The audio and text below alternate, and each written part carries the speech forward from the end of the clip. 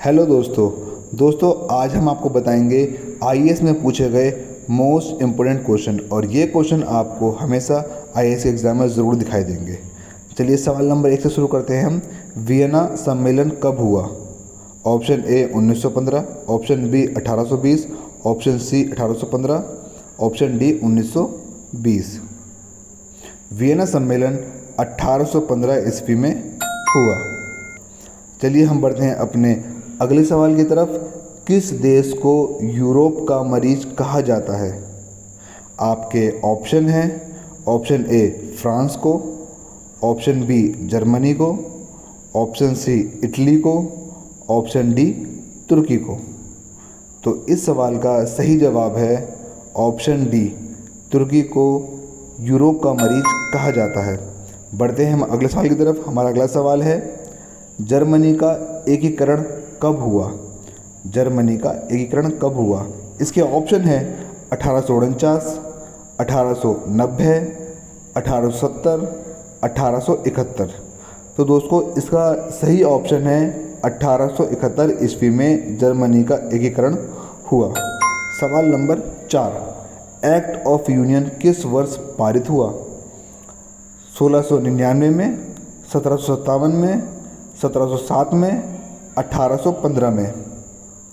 दोस्तों इसका सही जवाब है एक्ट ऑफ यूनियन 1707 में पारित हुआ। सवाल नंबर 5, बोल्शेविक क्रांति कब हुई? बोल्शेविक क्रांति 1935 में, 1917 में, 1899 में या 1950 में। तो दोस्तों इसका सही ऑप्शन है बोल्शेविक क्रांति 1917 में हुई, यानी कि ऑप्शन बी। क्वेश्चन नंबर 6 है हमारा, नई आर्थिक नीति एनईपी का जन्मदाता कौन था? Karl Marx, Stalin, Lenin, रमद।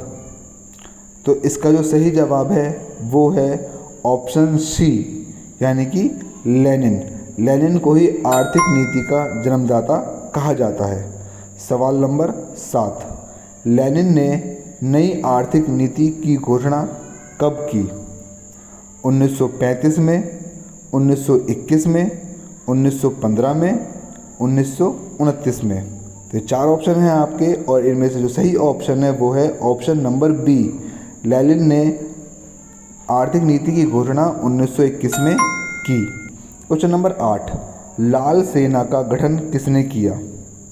लाल सेना का गठन कार्ल मार्क्स ने किया, ट्राटस्की ने किया, केरेंस्की ने किया या स्टालिन ने किया?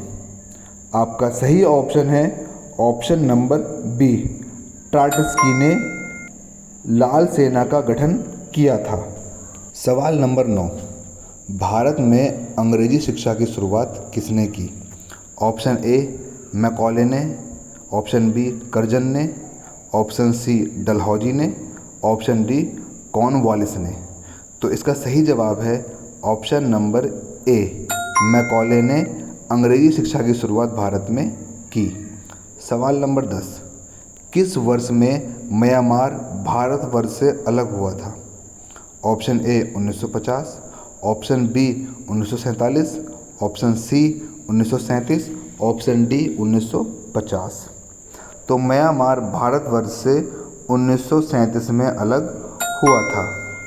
अगला सवाल है हमारा सवाल नंबर 11, जलियांवाला बाग की दुर्घटना किस सन में हुई थी?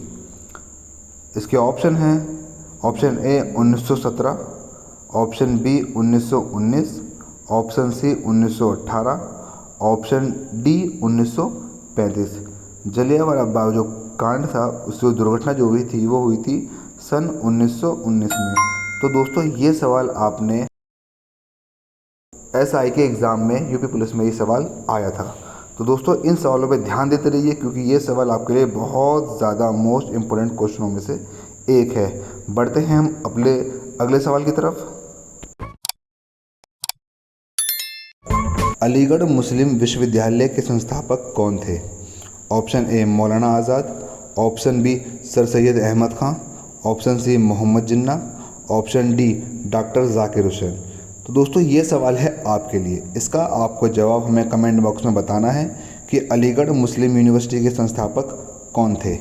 चलिए बढ़ते हैं हम अपने अगले सवाल की तरफ। क्वेश्चन नंबर 13, सिंधु घाटी के लोग विश्वास करते थे मृत शक्ति पर, कर्मकांड पर, आत्मा पर, या इनमें से कोई भी नहीं। तो इसका जो सही आंसर है वो है सिंधु घाटी के लोग मृत शक्ति पर विश्वास करते थे, यानी कि ऑप्शन ए। सवाल नंबर 14, आर्य शब्द का शाब्दिक अर्थ है। ऑप्शन ए शक्ति का, ऑप्शन बी कांड का, ऑप्शन सी श्रेष्ठ या कुलीन का, ऑप्शन डी योद्धा का। इसमें इसका सही आंसर है आर्य शब्द का शाब्दिक अर्थ है ऑप्शन नंबर सी, श्रेष्ठ या कुलीन का।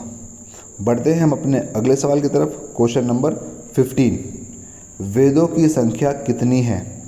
Option A 3, option B 4, option C 5, option D 6। तो दोस्तों ये सवाल है आपके लिए कि आपको वेदों में कितना ज्ञान है, और ये बहुत इजी क्वेश्चन है। तो इसका आंसर आपको हमें कमेंट बॉक्स में बताना पड़ेगा कि वेदों की कितनी संख्या होती है। हम बढ़ते हैं अपने अगले सवाल की तरफ। क्वेश्चन नंबर 16, ऋग्वेदिक आर्यों का मुख्य व्यवसाय क्या था। ऑप्शन नंबर ए पशुपालन, ऑप्शन बी शिक्षा, ऑप्शन सी कृषि, ऑप्शन डी व्यवसाय। तो ऋग्वेदिक आर्यों का मुख्य व्यवसाय पशुपालन था। बढ़ते हैं हम अपने अगले सवाल की तरफ। सवाल नंबर 17 सवाल, भारतीय संगीत का आदि ग्रंथ किसे कहा जाता है। Option A Samaveda, option B Rigveda, option C Atharvaveda, option D Yajurveda. तो भारतीय संगीत का आदि ग्रंथ सामवेद को कहा जाता है, ऑप्शन नंबर ए। सवाल नंबर 18, प्रथम विधि निर्माता कौन है। सेलुकस, चाणक्य, मनु या देव। तो इसका जो सही ऑप्शन है वो है ऑप्शन नंबर सी, मनु प्रथम विधि निर्माता है।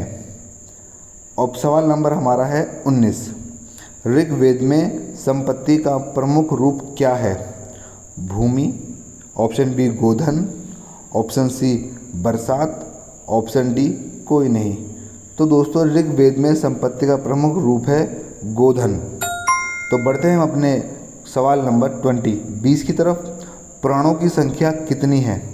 Option A 14, option B 26, option C 18, option D 32।